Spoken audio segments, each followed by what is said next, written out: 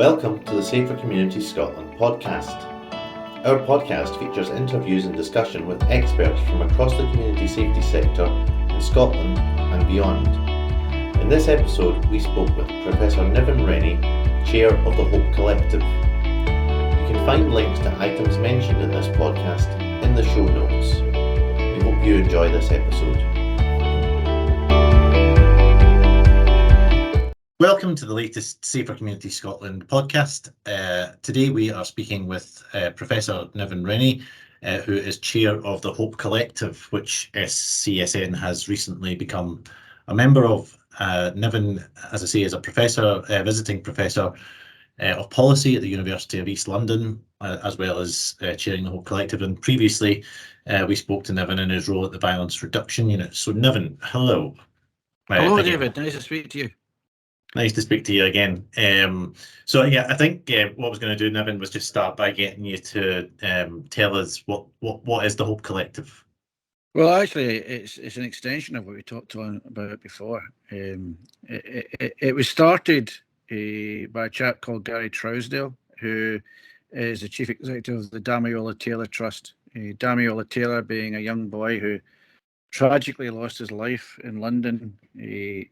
Over 20 years ago now, tragic circumstances, just a young boy, and it had the effect that time in the same way as the Sarah Everard murder had on the conscience of the country.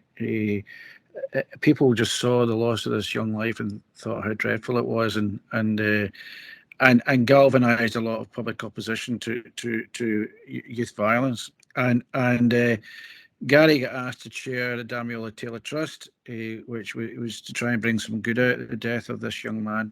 And he looked about, he despaired at the tragic loss of life, particularly in the City of London, but young people throughout the UK utilizing knives and such like to take each other's lives. And he realised that stop and search and police activity wasn't putting a lid on it. And that something else had to happen if we were going to change that. And Damiola Taylor spoke about his hope of being a doctor and maybe changing the world. And Gary used that term hope to try and hope for a brighter future for young kids, particularly in London.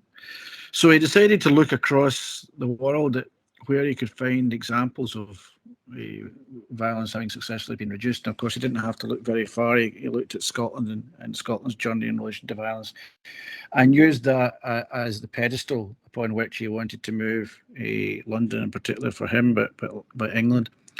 So he agitated for Parliament, Westminster, to have a youth violence commission. And Gary became the CEO of that Youth Violence Commission. It was chaired by a Labour MP, Vicky Foxcroft, and it had cross-party representation. James Cleverly from the Conservative Party, and there was SNP representation as well. And anyway, they met over a number of years and came up with a report which recommended that violence reduction units should be introduced into England and Wales. London was the first. Mayor of London introduced a violence reduction unit, and there's now 20 other violence reduction units across England and Wales. And Gary's next idea was to join these violence reduction units together and offer some sort of hope for the young people. So he came to me when I was director of the violence reduction unit and asked me if I'd get involved in what he was calling the Hope Collective, which brings the violence reduction units together with various youth organisations across the UK Youth, National Citizenship Service, Youth Link Scotland, and a variety of other organisations, and also some big players, Rio Ferdinand Foundation, the Co-op Foundation, a number of big organisations. And our idea is to give, just really what I've been talking about for years in the Violence Reduction Unit, the best way of addressing violence is to give young people some hope, some opportunity, some aspiration. So we are a very positive organisation. We have a very authentic youth voice, and that's what leads the organisation, is that youth voice.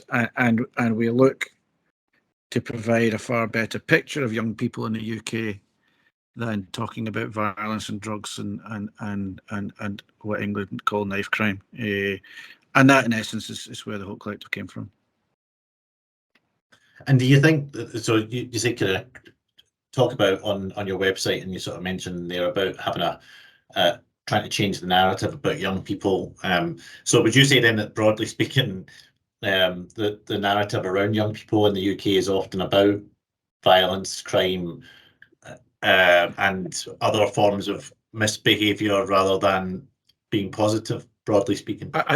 I think that's got an awful lot to do with it, David. I think we like to, if you look at newspapers, I like to focus on that. All my time as a police officer, I was aware that fear of crime is much worse than crime itself, and the more you talk about violence, the more it's on our news, the more people believe our cities and towns are out of control. And you know, there's various examples across Scotland and recently of areas allegedly being no-go areas. I mean, Kilmarnock was one that we really talked about, the bus station there. And what I've tried to point out is that if you don't give kids anything to do, if you don't give them anywhere to go, if you close their youth centres and take away their youth workers, then there's still going to be kids and they're still going to congregate. And so if we make decisions where funding is restricted and the children have no opportunity, then don't be surprised if they get into activity that we wouldn't want them to get into. So the answer to that is actually to give them that opportunity. It does seem like it's kind of a battle cry or a war cry that's as old as the hills of it, that young people are to blame for problems, or young people are to blame for crime, and yet we all were young people at one time, and we didn't see it that way when we were young, no. Presumably. Well, I suppose that's the secret of the Hope Collective, because what we are actually doing is saying that young people have the solutions, not just are the problem. And so we've embarked on a project. You mentioned changing the narrative. That was the first project we did. It was 5 Hope Hacks, and Hope Hacks are, well, a hackathon.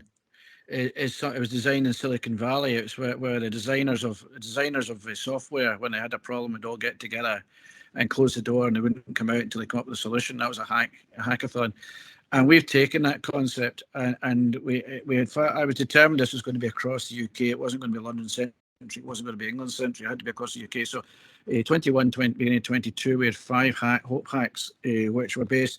First one was in London, Manchester, Belfast, Cardiff, and Glasgow. And what happens in a Hope Hack is young people, normally about 100 of them, come together and discuss a particular problem. It's facilitated, but they come up with the answers to how that problem should be resolved.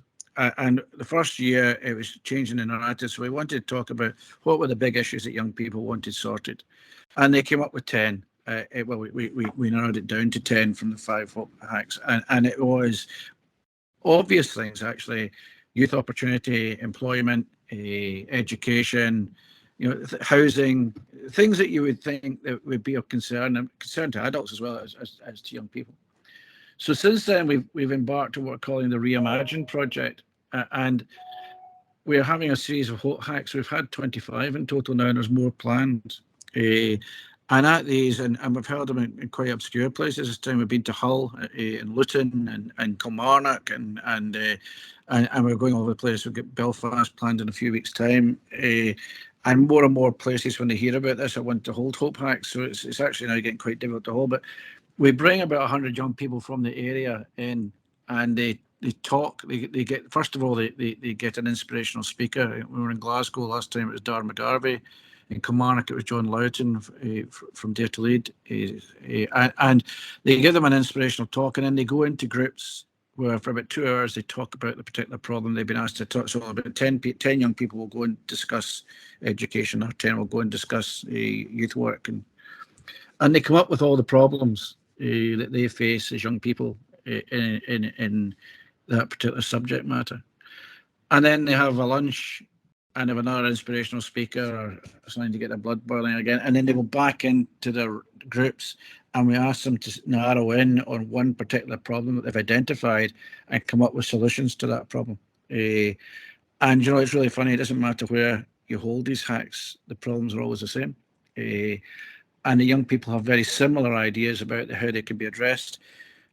And then the last part of it, normally late in the day, they have a feedback session where they come back and give their views on what the problem is and how that can be resolved. And very often that's to a panel of local dignitaries. In Kilmarnock, it was really good because they had members from the local council came along to listen to that. Same happened in Hull.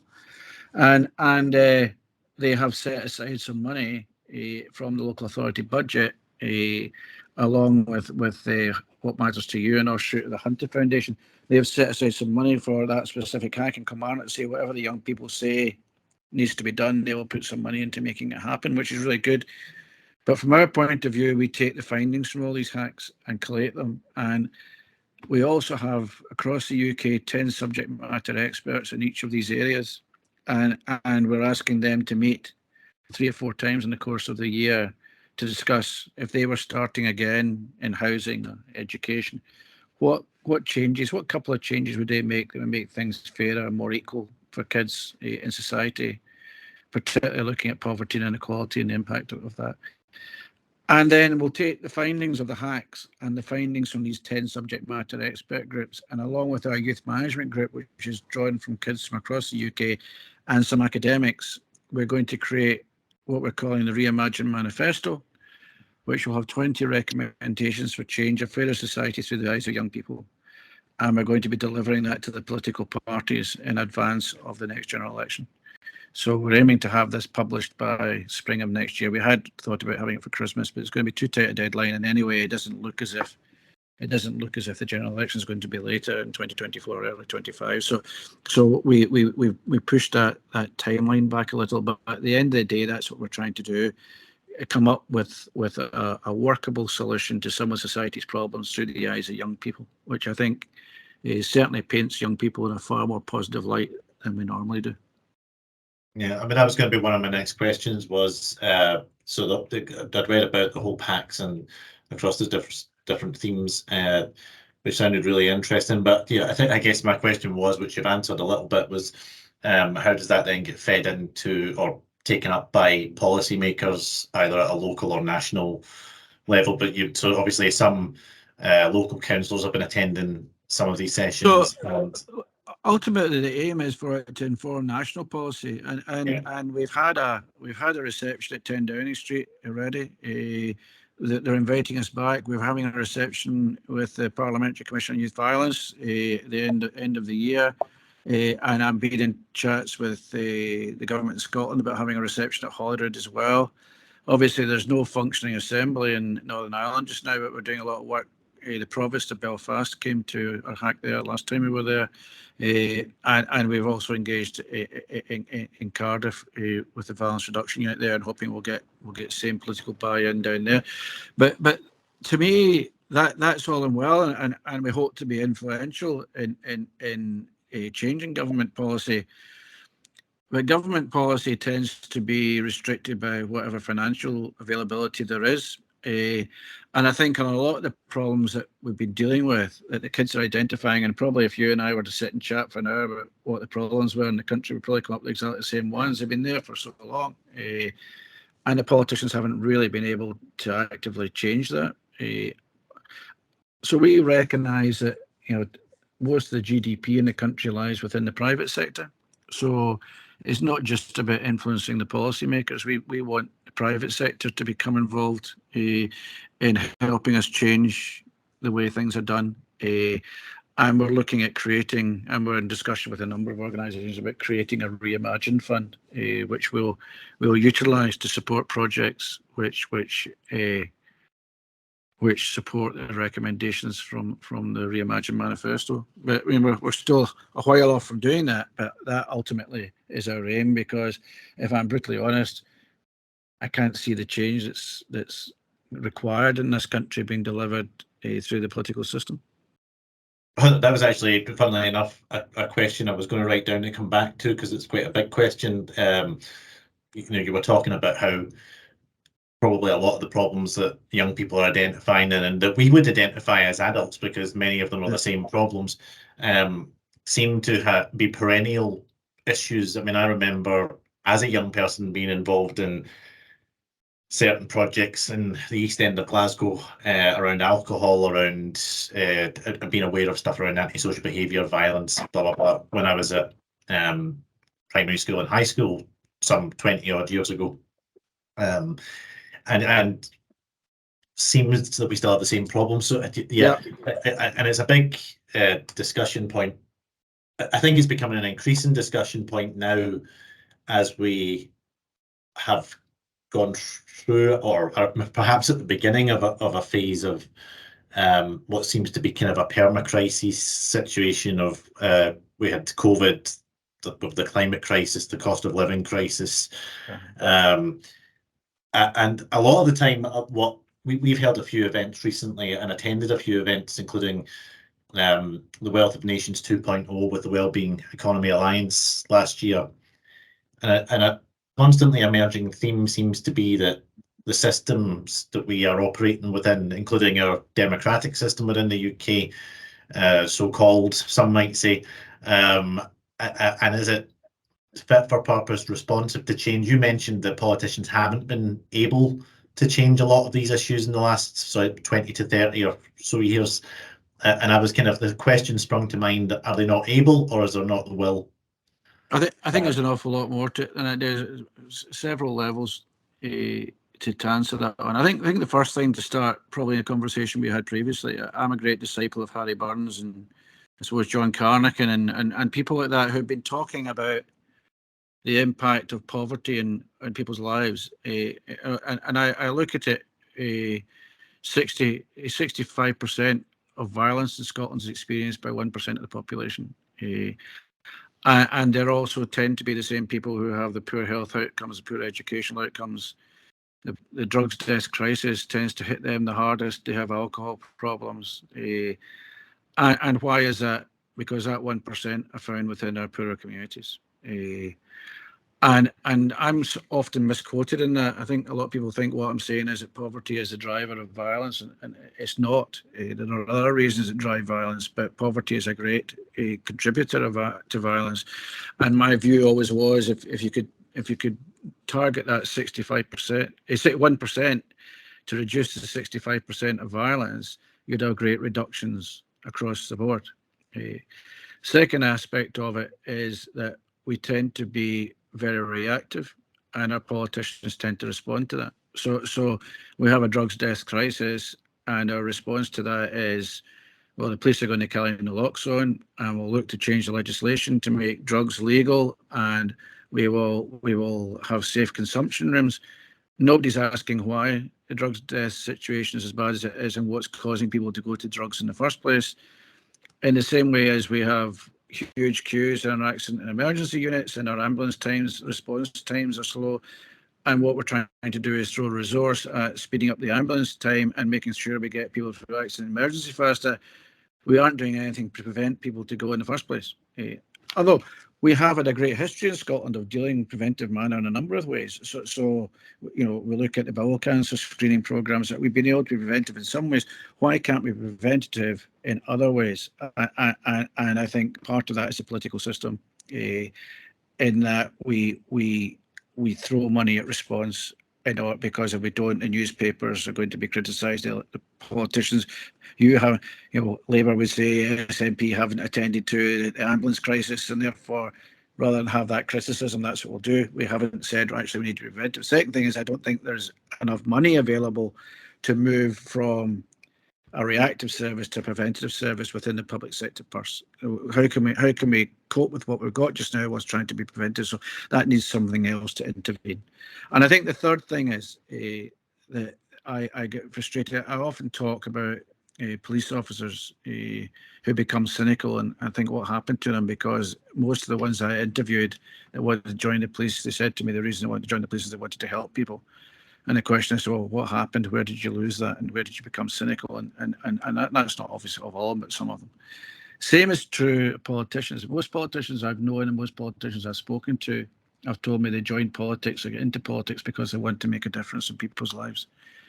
But when does that change? When does that become more important about getting re-elected and more important about saying the opposite of what the people in power are saying, or the people that want to be in power are saying? It becomes very adversarial. and party politics becomes everything. And that desire to make a positive change in the lives of people seems to get lost. A cynic might say that the poorer people don't vote, so why would you bother? And that's just the extension of that, the need to be re-elected rather than need to do the right thing. So I think there's a number of things that contribute to that. I suppose if it's been truly unkind, I think the system we got just now politically is set up for the 1950s. And actually, we need to put our foot in the ball and say, is this the correct political system? Because taking a big budget and dividing it up by department and in department dividing it up by projects actually reduces the amount of impact that you can have. So if you take something like poverty, it crosses right across education, health, justice. So why would you take it out of separate pots? Why would you not top slice to try and reduce the level of demand? And why do we spend so much putting people into prison and keeping them in prison when we could actually spend it in increasing their life chances and giving them opportunity and not having them involved in criminality at all? So I have a lot of views on the political system. And I think, in summary, I think it's burst. Yeah, well, I mean, there seems to be there was one guy stood up, attended actually a recent screening of the Wisdom of Trauma movie with Dr. Gabor Mati that we had held an event in March there. The same guy was a lecturer, can't remember which university, who attended the Wellbeing Economy Conference last year, and it sort of said the elephant in the room is capitalism, which was I mean, that we're not talking about that's the problem, and just the system we have in the Western world. Gabor Mati's argument in his most recent book, which was the myth of normal illness and healing in a toxic culture, was looking at the fact that if you looked at the outcomes that we are generating in the Western world in terms of mental health problems, addiction, drug and alcohol problems, prison population, etc., something is the culture is toxic. It's not facilitating the growth of healthy. We know that when the gap between rich and poor widens, I mean, there's loads of academic research to support this. The gap between rich and poor widens, the violence as a result. But my argument is, and I'm just echoing Harry Burns' work and such like, but my argument is that poverty drives so much of our problems. I often use the comparison between Mulgai and Drumchapel. They're not too far away, but life expectancy can vary by 20 years. And we've known this for years, but what have we done about it? In actual fact, what our politicians have done have made political decisions that have made matters worse. So austerity hit the poorest the worst, and has seen a great reduction in public sector. Now there's huge pay claims, but I work in the police all the time, so the 1% rises and such like, which barely touch the side, and police buildings and police cars are falling apart, stuck together with duct tape. My local one here in Ayr is falling down. I had to move into an old primary school, and so the capital bill's not there. We throw money at the problem, but from you then move into a Brexit, cost of living crisis, and you can go back as far as the banking crash. The people who have lost the most have been the poorest, and they paid the hardest price. And in terms of young people, right through COVID, for example, we closed down our youth clubs, we withdrew the youth workers. They haven't gone back. And I'm not quite sure the money is there to put them back. So great projects like G20 in Glasgow, which does great work with kids, troubled kids around the Maryhill area, whatever. And there's great examples in Edinburgh and elsewhere in the country, really struggling for funding, continually struggling for funding, and it's going to get worse and going to get harder. So I can't see, that's why I say I can't see the answers lying within the public sector the way it's currently structured. Yeah, you mentioned about police officers becoming cynical as they, or some police officers becoming cynical. As a former police officer, I always say not all. Yeah, absolutely.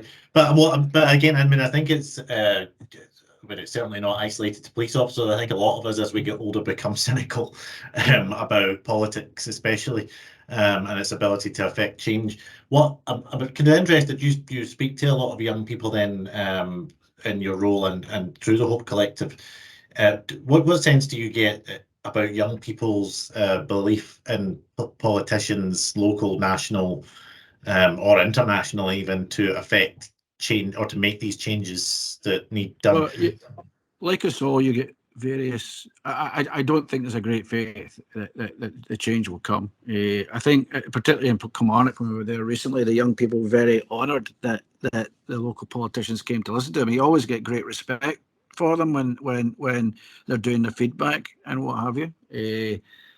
But there's also a recognition that amongst the young people that it's been this way, as you outlined earlier, Dave, it's been this way for such a long time. And I think young people are being fed up with being tarred with this issue of being out of control and being and there's an awful lot of good. And so it's about harnessing like-minded organisations to support the young people. That's what we've been trying to do. We've now got over 70 organisations who are, I was going to say subscribe, but it's not really being subscribed, it's just being associated with the Hope Collective. And we're about to republish our website. One of the reasons we want to have every organisation's logo on it that's involved with us. And this week we had the Princess Trust join us. So every time we think we're just about ready to publish, another organisation joins. But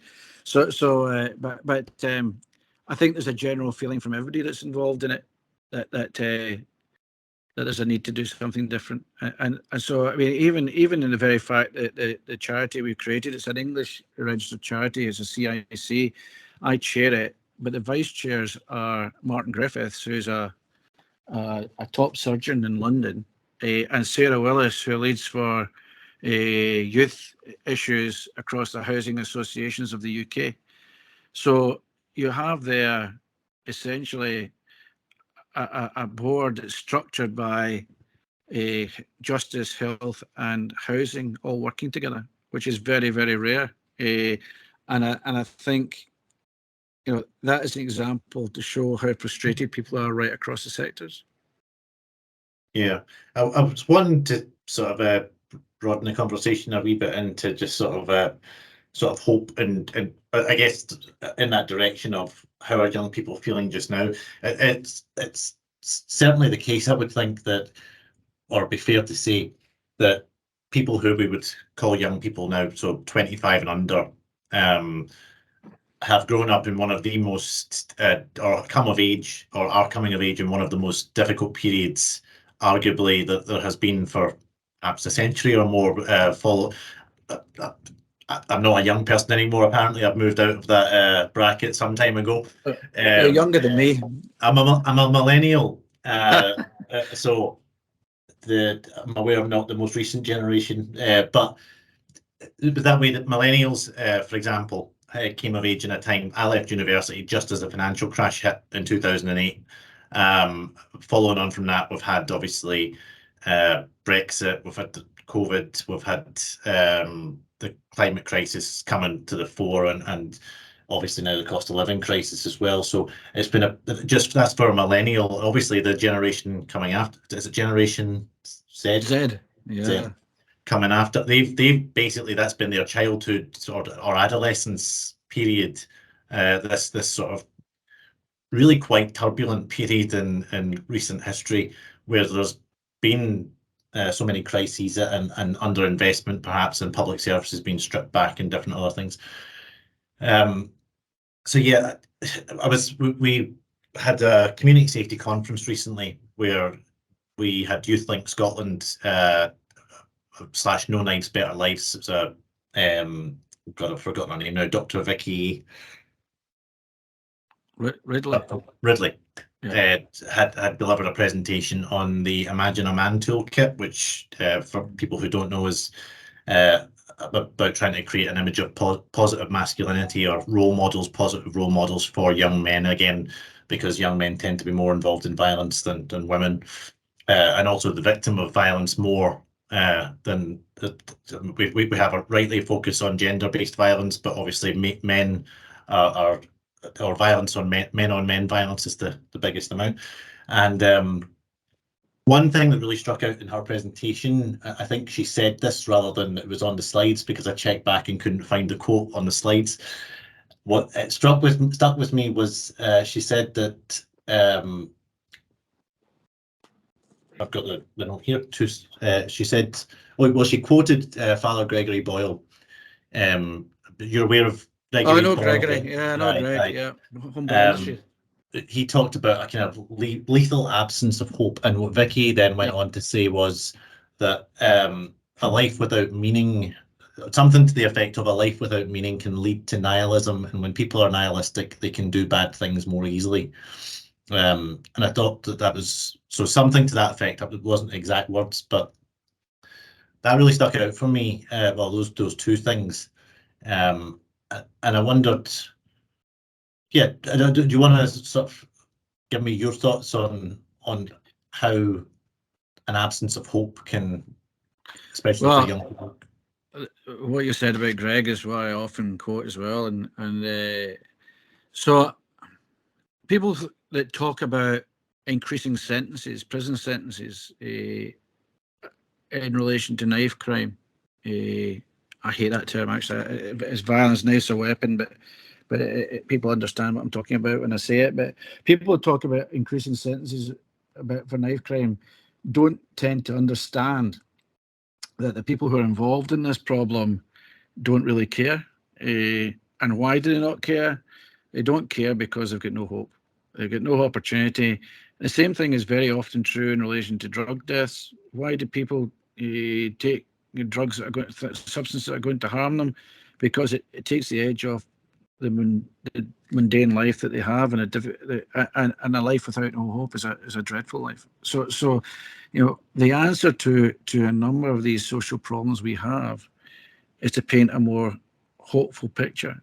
And if you take Homeboy Industries to an extent Gregory's project, they have T-shirts they wear that says "Nothing stops a bullet like a job," and if you're going to give people employment, and a route to a job and a route to earning good money and a better standard of living, and that's going to provide them hope and opportunity. But we don't do that. We don't tend to do that. And what happens is people get involved with the police very early in their life. They get a conviction, and then a conviction really becomes a life sentence because it restricts what they can do. It restricts the jobs they can get, and reduces that element of hope. And the bit that's really saddest of all for me is you can see it happening, and you can see that young people are being born into a life where their outcomes are going to be dictated to them. And as a society, we can do better than that. And I think that's really what Greg gets at with his work. And he's shown by working with the gang people in Los Angeles that you can, by giving people hope, support, proper mentoring, a bit of encouragement, you can take people that society have written off and make them into fully functioning members of society. And we've got examples of that in Scotland as well. And yet for a lot of people, well, he's been in prison, or you're not allowed to have made a mistake. And a number of times these mistakes have been made because of the circumstance in which the person has found themselves. So it's a vicious circle, and yet we pass judgment on people. And I think society, again, I mean, I'm getting my soapbox out a wee bit, but if you think back in times, we used to burn witches, and we used to transport people off to Australia, and we used to hang people, and a great majority of our population will look back in horror that these things were acceptable in society. And I'm quite convinced that in the not too distant future, our grandchildren will be looking back at the practices that our generation had and think that is absolutely outrageous, that we could lock young people up. There was a Channel 4 news programme, I think Monday night, 7 o'clock Monday night, there was a discussion between a youth worker and a prison officer's representative about young kids under the age of 17 who are being kept in solitary confinement most of the day. And what got me there was the prison officer felt that was acceptable because these were violent kids. And the youth worker was trying to say, but nobody's ever given them a chance. Nobody's ever worked with them. Nobody's ever mentored them and helped them. And surely it'd be better to do that than to lock them up in solitary confinement. And then they got down to, well, there's no money to do that. And it's just the same vicious circle all the time. Yeah. Really kind of interesting stuff that you were talking about there. What was springing to my mind is Gregory Boyle obviously is a priest working in LA with gangs and has had some really good success. Great influence over the VRU. We've had people out there visiting Gregory, and I say we, I'm no longer there, but when and also he's come over and visited us in Glasgow a couple of times. So yeah. This is where I'm going to bring in. For the listeners, I'd shared with Niven a podcast from BBC Sounds that he's not had a chance to listen to yet, but I'm going to bring in some of the stuff. But just because it was interesting when I was preparing for this conversation and had gone back through the YouthLink presentation and found Gregory Boyle's quote again quoted on the lethal absence of hope, and seen, of course, that he was a priest. The podcast on BBC Sounds in our time, for those that are interested, I can put a link in the show notes, was sort of discussing the origins of hope as an idea, and a lot of them seem to, I mean, it's been around for a long time. Apparently it was the last thing left in Pandora's box after all the other curses had escaped. There's been a big philosophical debate about whether it's a force for good or a force for evil, and that they've gone on for centuries, and our kind of modern sort of ideas around what hope is seem to be centered around Christian theology. So obviously Gregory being a priest is appropriate or apt here, and I'm kind of interested to sort of, we're interested in that because recently the census for the United Kingdom, or at least England and Wales, was published and showed that we were now a more secular country than ever before. And I just wondered, Niven, what when we talk about sort of giving people hope, and you were talking about ideas there about around criminal justice and how we deal with people who have committed crime, whether they be young or old, and not judging people and not condemning them to life sentences.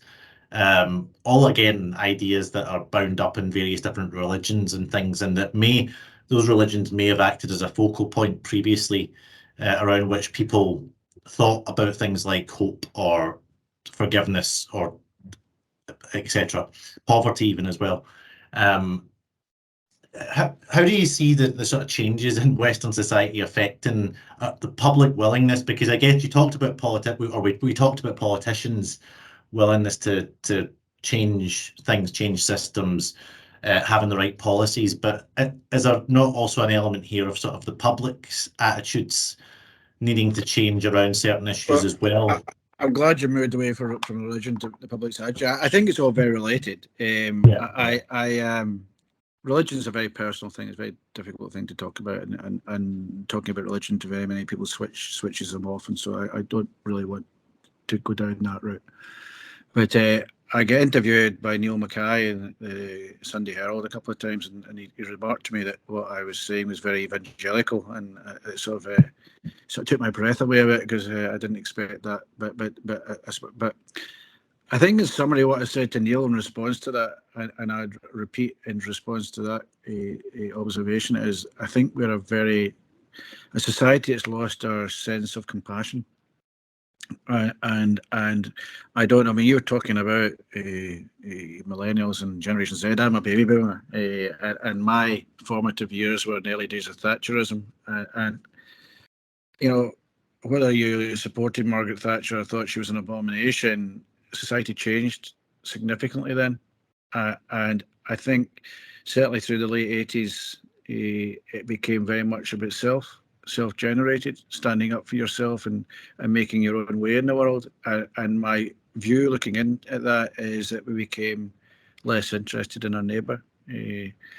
And we, the days that I grew up in Argyll, where my parents didn't even lock their door, and the neighbours would just pop into the house next door, and to hear about similar stories in tenement flats where people were very supportive of the other people living in the tenement, etc. I think a lot of that has been lost.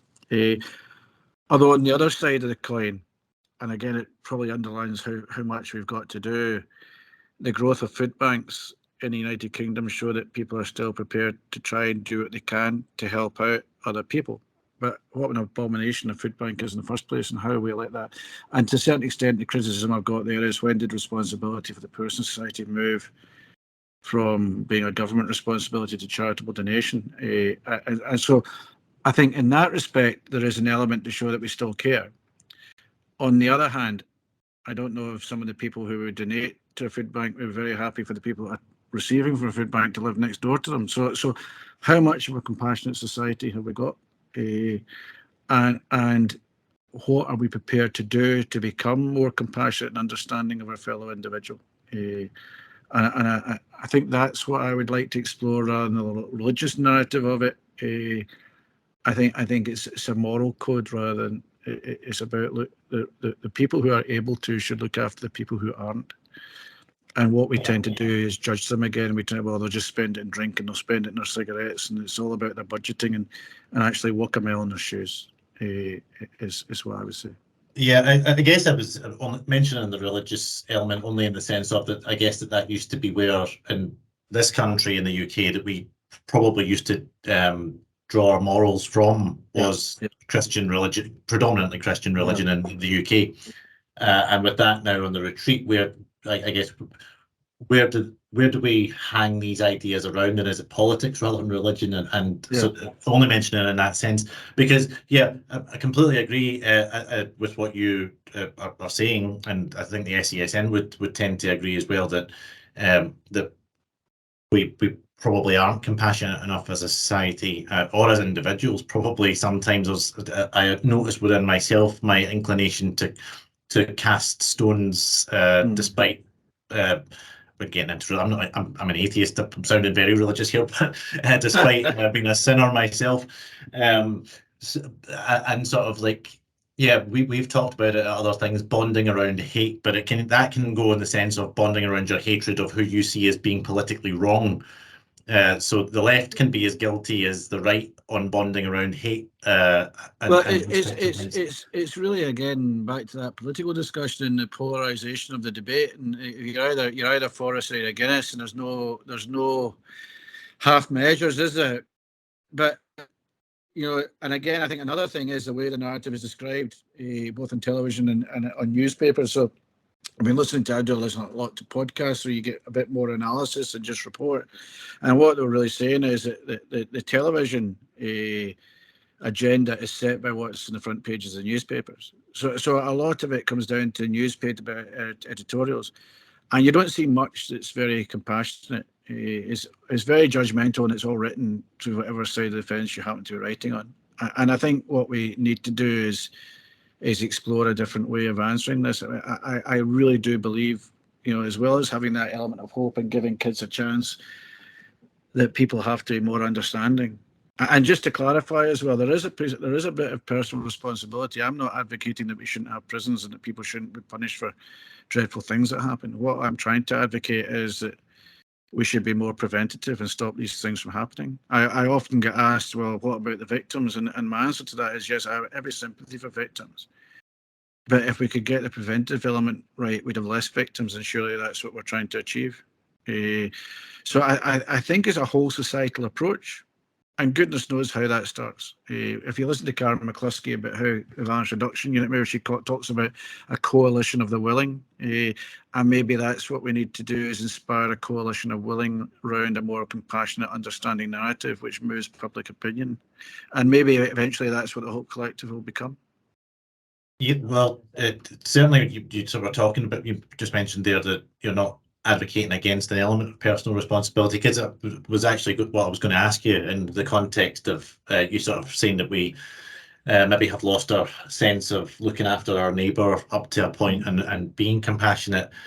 That I guess these are political ideologies after a fashion. There is one ideology that is very much about individual responsibility, and you're responsible for your life, whether it succeeds or fails, whether you make money or don't, whether you behave this way or don't. And then another school of thought says that we're all actually very interdependent, and that we all have to rely on each other up to a point, and that is.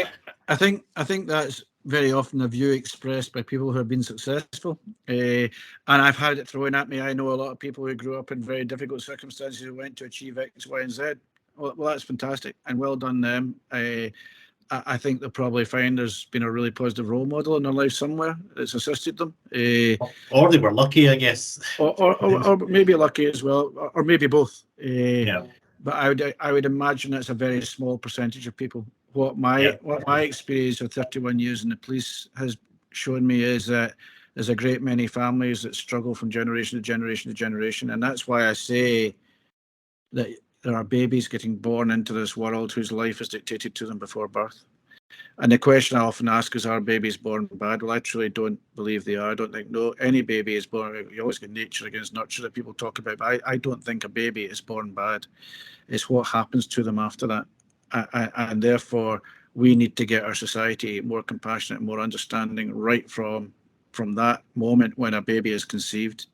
Well, and I think that that's a really good point as well on the whole idea of that. You mentioned being keen not to offend victims of crime, for example, but it's something that I often contemplate. This idea of there being victims suggests that there are perpetrators, suggests that there's two sides to this. That's a really interesting point, because in relation to violence, tomorrow's victim was yesterday's accused, and very often it's the very same person.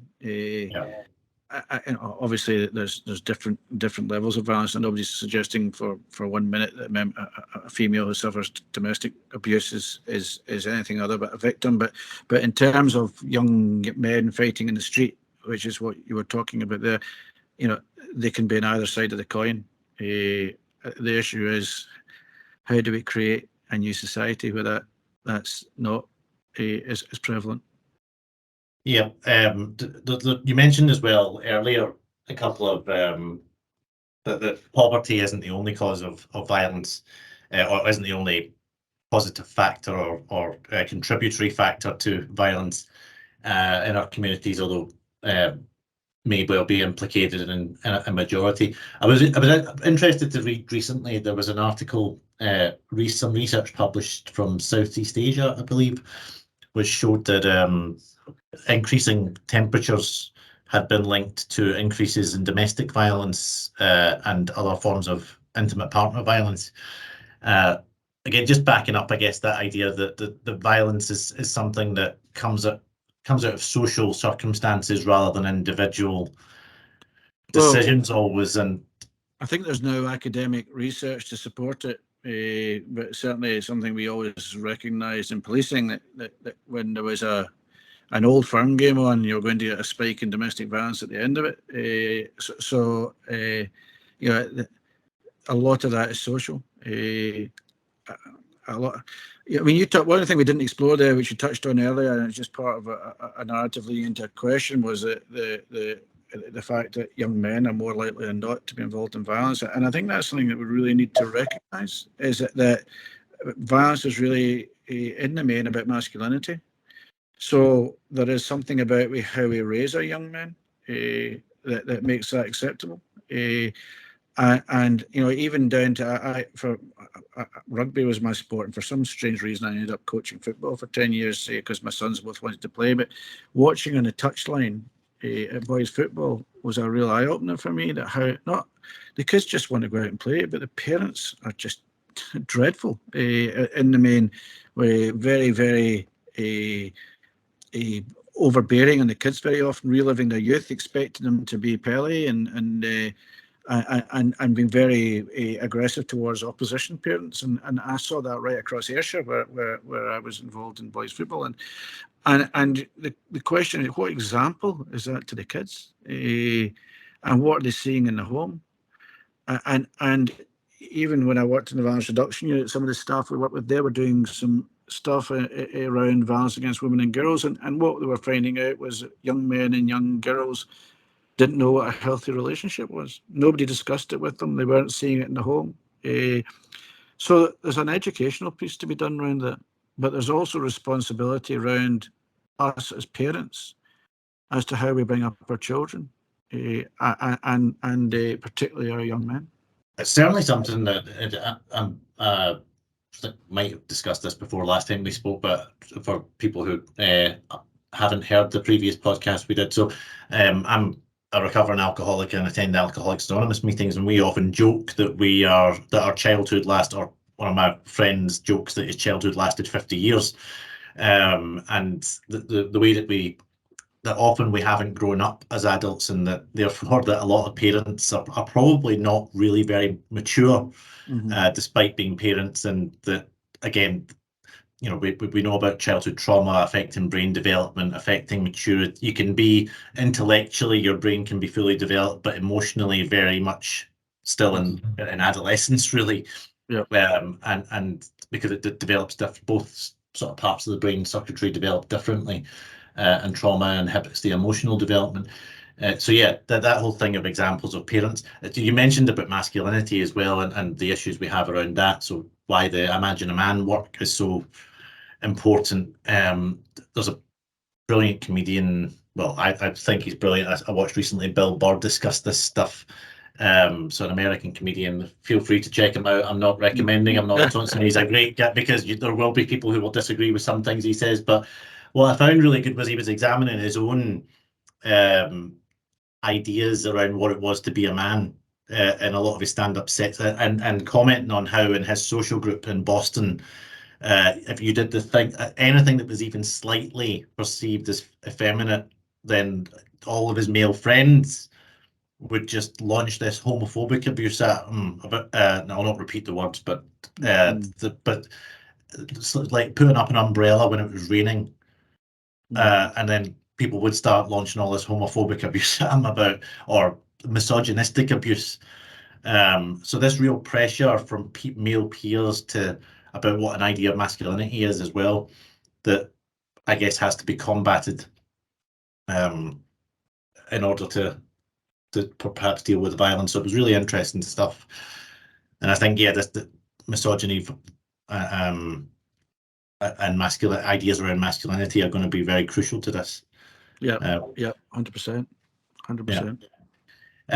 Just probably we are heading towards what should be the end, although it does feel as though I've not touched on a few things I've got noted down here, but we've talked about an awful lot. What I just wanted to do before we wrap up, Niven, was just to give you a chance to speak a bit about what's next for the Hope Collective, and what's coming up in the near future. Well, the work continues around the Hope Hacks and the drawing together of the manifesto. So that's taking all our time. I think the next Hope Hack is going to be in Belfast on the 21st of August. We were supposed to have one in Grimsby a couple of weeks ago, but it was cancelled. It's been postponed. Next one in Scotland. We're looking for a date. I think the hope is to have it in Dundee. I just mentioned some of our Scottish supporters. I mean, we wouldn't be where we are with the Hope Collective in Scotland if it wasn't for Tigers and Pauline Scott and her team there, who've given us great support. And of course, they lead a lot of trauma-informed work in Scotland. So we are a nation, and really grateful to them. Hunter Foundation, East Ayrshire Council. We've had some great support from a number of organisations, and it's the team from Hunter Foundation that are working in Dundee and Clackmannanshire and want to have Hope Hacks there as well. I've also spoken about potentially having one in Hamilton. So, and funny enough, Gary Trousdale himself was at an event the other day. It's a Commonwealth Youth Conference, and we had one of our youth management group speaking at it, and there's now a huge interest across the Commonwealth in how they could do Hope Hacks. So it's starting to grow arms and legs. But people talk about having a youth voice, but they don't. What they do is they speak to young people. They don't really listen. And the difference here is the young people are the important people. It's their views that are front and centre. It's their voice that's front and centre. Old codgers like myself are just there to give them that platform. And so what's next for us is to continue on that journey and hopefully provide more hope and opportunity and aspiration for young people across the United Kingdom, but particularly those growing up in poverty. And that Damian Taylor's memory will live on through the Hope Collective. And despite issues that it may cause with publishing materials, still very much open to new members as well. Yeah. Well, yes. So we welcome any organisation that want to come and join us. We like any third sector organisation, we struggle for funding. We have a very small team. Most of the money we've got goes into giving the young people payment for the days that they're with us and platforming them. We are obviously working on the Reimagine Fund, but we're not looking for organisations to come in and join us and pay a membership fee or contribute money. We just want more people to talk about the Hope Collective and talk positively about young people and continue our work to show that young people across the UK are worth so much more than we actually give them credit for. Great. So anyone who is interested in learning more about the Hope Collective, there'll be a link to the Hope Collective in the podcast notes. So do take a look there and get in touch with Niven if you're interested. So Niven, that's us done, I think, slightly more than an hour. So I think all that remains is to say thank you again for coming along. You're more than welcome, David. It's lovely to meet you again. Best wishes for the future for your own organisation as well. Thank you. Yeah, you too, Niven. Thanks very much. Cheers.